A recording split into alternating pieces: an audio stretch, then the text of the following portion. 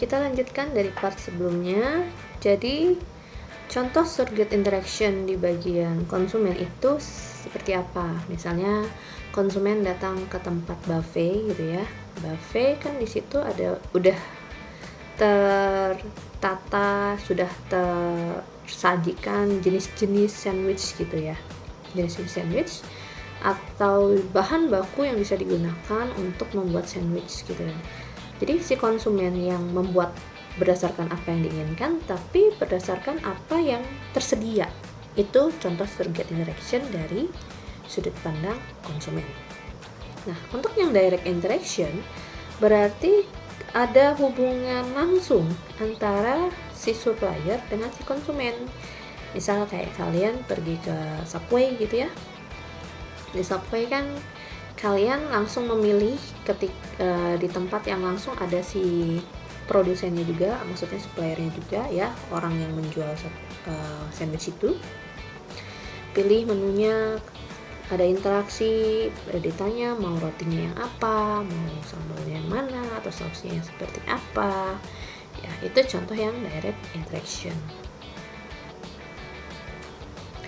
Nah, kemudian kalau kita berbicara terkait jasa, untuk jasa sendiri ada 5 cara yang bisa kita gunakan untuk meningkatkan efisiensinya. Yang pertama adalah dengan membatasi pilihan. Jadi misalnya kalian pergi ke salon gitu ya. Di salon itu memang hanya pilihannya kalian mau potong atau potong dan cuci atau cuci aja misalnya kan.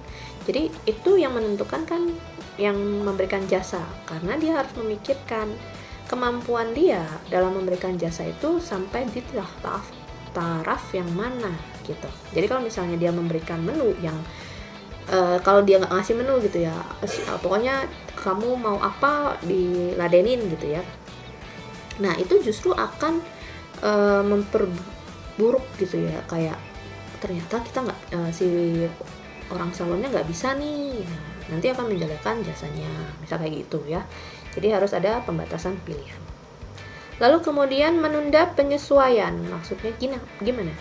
Jadi misalnya kayak kalian kan misalnya yang di salon tuh, ketika kalian datang ke salon kan cuci rambut kan pasti akan terjadi ketika kalian sudah mengatakan saya memang mau cuci rambut, tapi pasti akan ada misalnya ada yang nanya gini ya, mau pakai airnya air panas, air hangat atau yang dingin gitu kan. Padahal memang akan dicuci rambutnya, tapi memang tetap ditanyakan prefer yang mana gitu. Jadi menunda proses pencucian ya untuk menyesuaikan apa yang diinginkan konsumen, seperti itu. Kemudian modularisasi, ini hampir mirip misalnya dengan yang tadi ya. Jadi kita bisa melakukan mix and match produk yang kita mau gitu.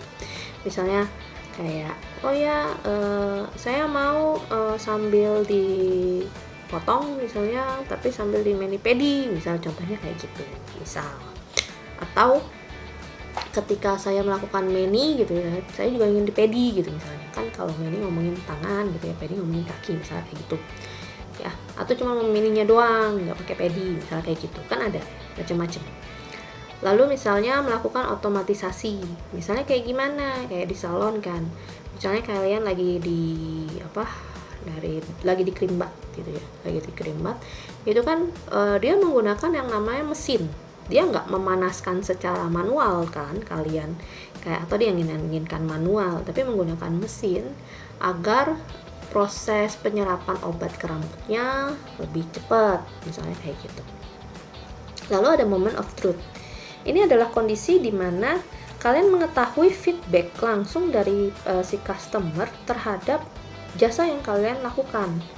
Misalnya kayak misalnya kayak lagi, kadang-kadang kan kalau kita lagi krimbat atau lagi hair mask gitu kan suka ditanya pengen dipijet misalnya gitu, pijitnya kurang keras lah apa, atau misalnya ini kayaknya kekerasan. Nah itu kan moment of truth, apa yang dirasakan oleh si konsumen ketika merasakan jasa kita itu ya. Dari situ kita bisa mengadjust sehingga sesuai dengan apa yang konsumen inginkan. Nah, sama dengan produksi, di jasa juga butuh yang namanya dokumen. Jadi, di sini ada 3 jenis dokumen yang bisa digunakan. Yang pertama adalah instruksi kerja. Jadi misalnya kayak step by stepnya lah. Kalau misalnya habis pada saat cuci ya, setelah disiram air berapa lama harus misalnya dipijat dulu kepalanya, habis dipijat kepalanya baru dikasih sampo, misalnya kayak gitu ya. Itu jenis instruksi kerja. Jenis instruksi kerja itu bisa tertulis, bisa tidak tertulis ya. Jadi misalnya tiba-tiba ada pelanggan ya, si bosnya manggil, sini kamu staff A gitu misalnya, ini tolong kamu si orang ini nanti habis dikrimbat dipotong ya, misalnya contohnya kayak gitu. Itu bisa secara lisan juga gitu. Lalu dokumen berikutnya contoh manuskrip ya. Manuskrip itu biasa kan kayak kalian misalnya dibaca berita, atau misalnya kalian terkait ini kalian influencer yang pakai YouTube lah, pakai IG kan, semuanya sebenarnya punya manuskrip. Mereka itu mencoba membuat step by step ya, langkah-langkah kira-kira ngomong apa. Nah seperti itu manuskrip ya, ngomongnya skrip lah gitu ya. Lalu ada yang kita sebut sebagai storyboard. Jadi ini biasanya digunakan untuk animasi, entah membuat film atau ketika kalian di YouTube gitu kan, dia juga membayangkan gitu. Nanti scan yang pertama lagi di mana, scan kedua lagi di mana, lagi bahas apa ya. Itu salah satu semacam storyboard. Ya.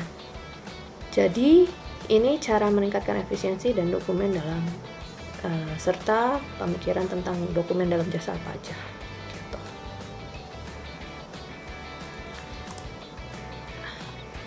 Materi untuk pertemuan hari ini sampai di sini, semoga dapat dipahami dengan jelas. Terima kasih.